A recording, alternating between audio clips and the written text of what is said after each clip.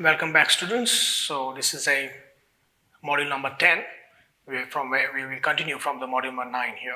I'm Dr. Manjunath Nayak from D Series Dampi College of Arts and Science, Miramar. Over here, we are going to discuss about the other two types of equilibrium. In our previous module, we discussed about ideal equilibrium. Here, we will understand what is the transient and the secular equilibrium. At the end of the course, you will have a brief knowledge about these two equilibriums, that is a transient and the secular equilibrium, with examples. So let's start. Let's discuss about transient equilibrium to start with, and for that let me consider that daughter nuclei, the product formed after the decay of the parent or the initial nuclei, the daughter nuclei, let the half-life be shorter than that of the parent nuclei. That is, I will represent by the parent nuclei's half-life as Ta, and let that half-life be greater than the half-life of the daughter nuclei, that is Tb. Okay, so from equation 4 is in my previous module. Just go and have a look at it. Okay, from that equation 4, the activity of B type is written as NB lambda B equal to N naught lambda B upon lambda B minus lambda A times e raised to minus lambda AT minus e raised to minus lambda BT. Fine. Okay, so since the value of, this is just simply the equation of lambda A, NA equal to N naught e raised to minus lambda AT, and I'm just simply multiplying on both the sides lambda A values. So it becomes lambda A NA equal to lambda A N naught e raised to minus lambda T. Since it is a value, I can rewrite that equation, the previous equation, as lambda B NB equal to NA lambda A times lambda B upon lambda B minus lambda A times 1 minus e raised to minus lambda B minus lambda A times T. And let's write this as equation 7. Okay, so just for your information, let me tell you, I'm just continuing the numbers of equations from my previous module. Okay, so the equation 7 is in continuation to the previous module that I've already taken up, that is module number 9. So, or the equation 7 can be simply written as just writing these two ratios, that is lambda B NB upon lambda A NA is equal to Ta upon Ta minus Tb times this, what is left here. Okay, so what you can do, as since we have only lambda B minus lambda here, A here, we can simply divide in the equation 7 the exponent value lambda B upon lambda B. We can divide and multiply lambda B values here. So you will get lambda B minus lambda A upon lambda B, which can be written as Ta minus Tb upon Ta, and of course the extra lambda B will be left here. Okay, why lambda B upon lambda B minus lambda A is written as Ta upon Ta minus Tb. I've already explained in the previous module. I've also asked you to do this as a homework by doing it on a small piece of paper, by simply taking the half-life Ta is equal to 0.693 upon lambda A and Tb is equal to 0.693 upon lambda B. I asked you to calculate this value. I hope you have done that, and if you do that, you will get that lambda B upon lambda B minus lambda A is equal to this value of half-life of A and B. Now for large t, the large time, okay, the equation, it simply becomes as given in equation 9. How? Because this is a exponent term, negatively decreasing exponent term, and if this value is very large, then the exponential value of very large number, negatively decreasing large number, becomes very, very small. So small that 1 minus that small number can be considered as roughly equal to 1.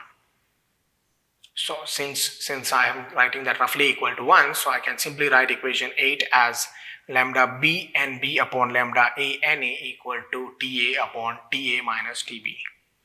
Only for large t, not otherwise. Okay. Next, so when this ratio Ta upon Ta minus Tb is greater than 1, okay, from the previous equation 8, okay, or even equation 9, whenever this value is greater than 1, okay, it is clear that for large t, equation 9 should hold.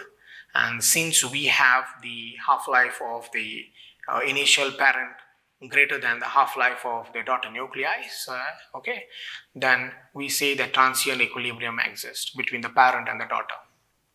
Okay, so the most important condition for transient equilibrium to exist is that this ratio Ta upon Ta minus Tb should be greater than 1. Okay, so what happens? What happens? We will just see, we'll just first discuss it with by taking one small example. Okay, so we have this radium here, radium 228, whose half-life is 6.7 years, and then it gets decayed to actinium 228, whose half-life is just 6 hours, to thorium, whose half-life is 1.9 years, 228. Okay, so since the half-life of actinium is just 6 hours in comparison to the two nuclei on its other sides, that is the radium and the thorium, which have half-life in years, we can ignore the element actinium because it just simply promptly decays into thorium. And so we just simply take the half-life of the radium and the thorium, and if we substitute in that previous equation, we will get the activity of these two to be 1.39. Okay, I've just substituted 6.79 in place of Ta, considering Ta as the parent nuclei and thorium as the daughter nuclei, and in place of Tb I'm simply substituting 1.9, and this ratio turns out to be 1.39. And because this ratio is 1.39, it is greater than 1, I consider this kind of a transition to be transient equilibrium. Okay, so if I take that simply example and plot a graph of this activity in terms of years, okay, the Tmax would be roughly 4.8 years. Okay, and you will realize that after Tmax, after the maximum time Tmax, the activity of both daughter and the parent nuclei remains almost constant to almost 1.39 times the remaining parent activity. It remains almost constant. It remains almost same. So such type of a equilibrium is called transient equilibrium. This is the best example of transient equilibrium. Okay, you can clearly see that after Tmax, so before Tmax there was a big change in the activity of the parent and the daughter, but after Tmax they almost remain constant. They almost remain constant after the Tmax. Okay, so that's a very good example of transient equilibrium.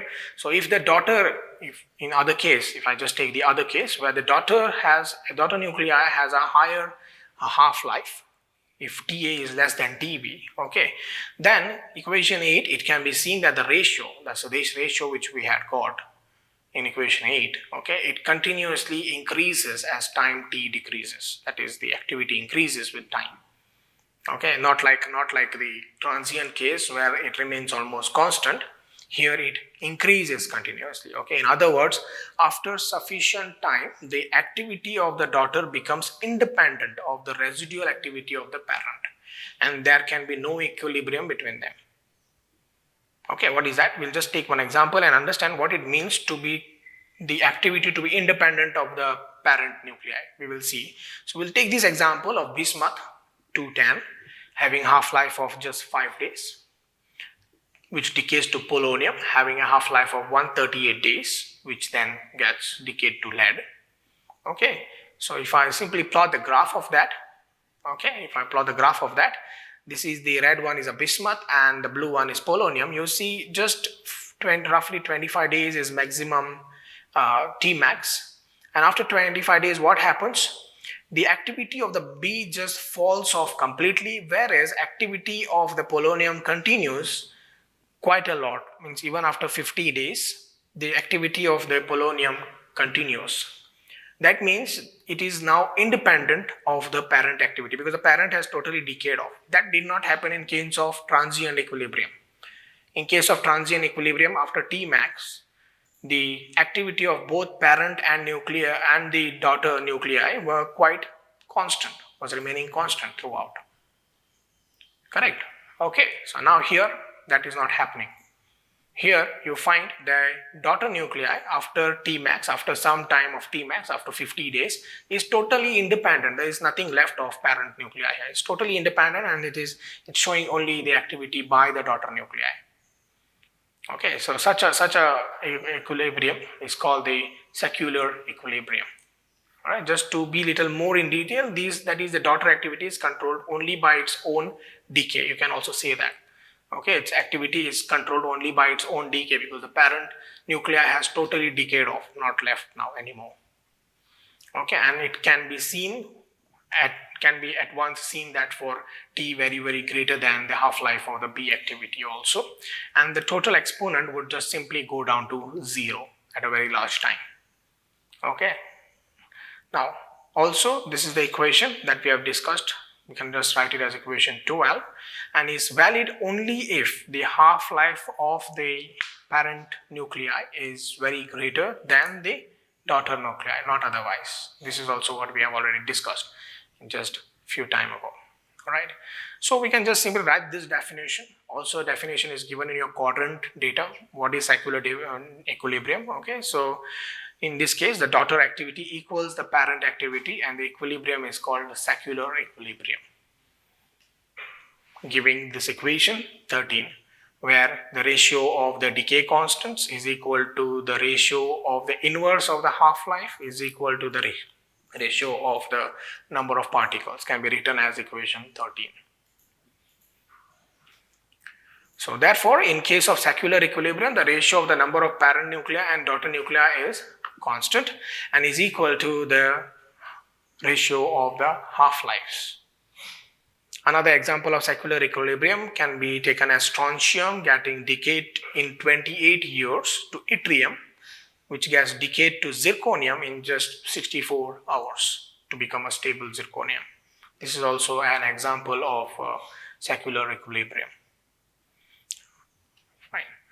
So here are some more references for you to refer to more examples and understand more in detail about transient and secular equilibrium. I have referred to nuclear physics by S.B. Patel, that is the reference number 5 here.